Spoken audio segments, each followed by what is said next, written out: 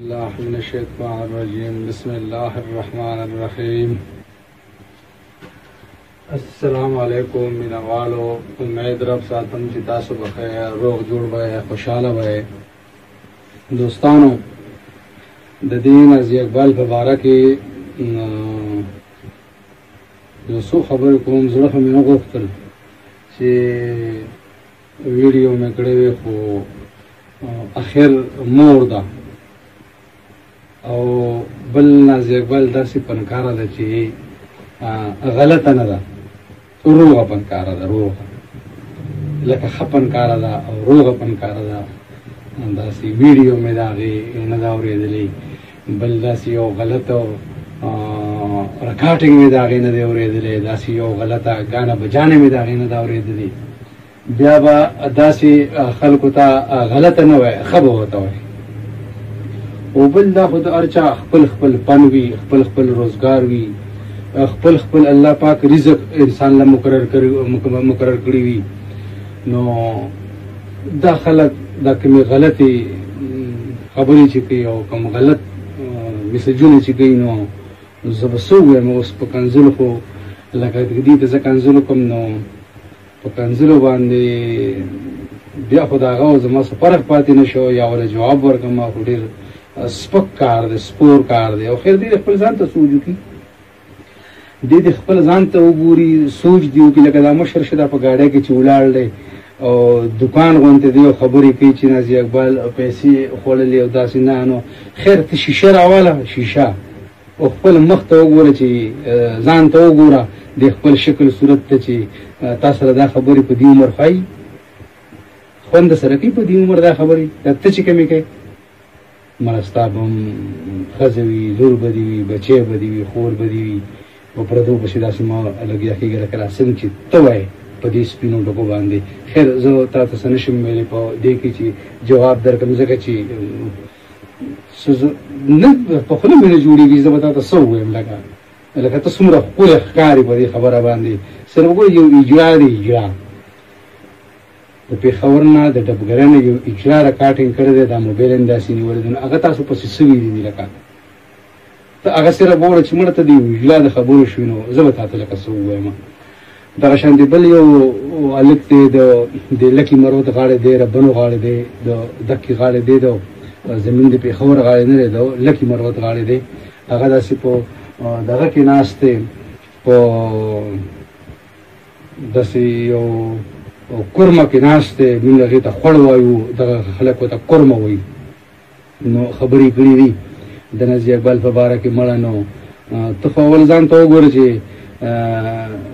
دا ګیلاګان ګډېږي، نو د هغې شکل او ستا شکل خو مړه یو برابر دی. ته خو صرف دا ځان ته سوچ وکړه که نه. مړه ته وایه چې نازي اقبال داسې، نازي اقبال هغسې. ته خو مړه د یو اجرا د خبرو وي، لکه یو اجرا تا پسې څه خبرې کړي دي.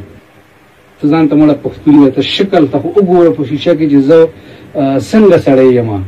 نو بیا په پردی لور خور پسې سپکې سپورې وایه. داسې مه کوه، داسې مه کوه. او ته رکاټینګ غلط دا کوې چې ته کیمرې ته ناستې، خبرې بل څوک کوي. ته مړه میدان ته روزه مخامخ ودرېږه، شکل دې ګیلاګانو دی، بس همدا تاله ډېره وه. خو زیاتې خبرې ښې هم لري چې وکړم. او نازي اقبال دا آواز اوچت کړی دی چې زه لکه ما سره ظلم وشو، زیاتې وشو، نو هغه د یو کسو د دوو کسو خور نه ده. نازي اقبال د پوره پښتونخوا خور ده، زمین خور ده. بلکې څومره چې مسلمانان دي، څومره چې په ژبه پښتو وي، د هغې خلکو خور لور ده.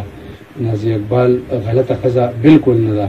کینی زما نازي اقبال سره په ژوند کې یو ملاقات هم نه دی شوی، صرف یو ځل مې لیدلې ده، ډېره د لرې ده په خپله زندګۍ کې.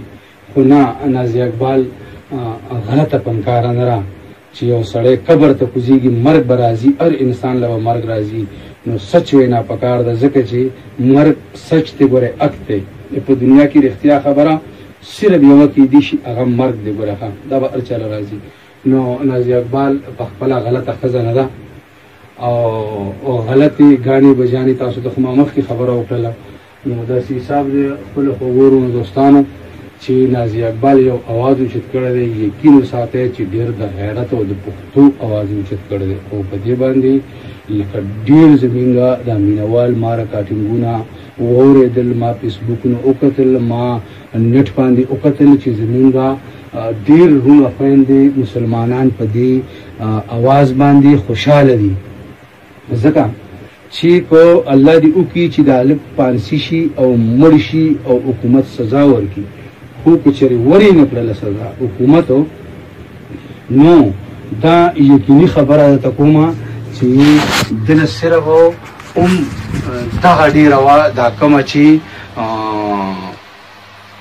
دا کم اواز چې په ده ولګېدو مثال خدای مکه که دی د جیل نه راووته نو څه ژوند به وي لکه څومره غټ اواز انظام په هغه په زندګۍ باندې د پاسه سور شو نو زما دوستانو نازي اقبال ډېر ښه کړي دي ډېر د غیرت کار یې کړی دی چې اواز یې کړی دی نازي اقبال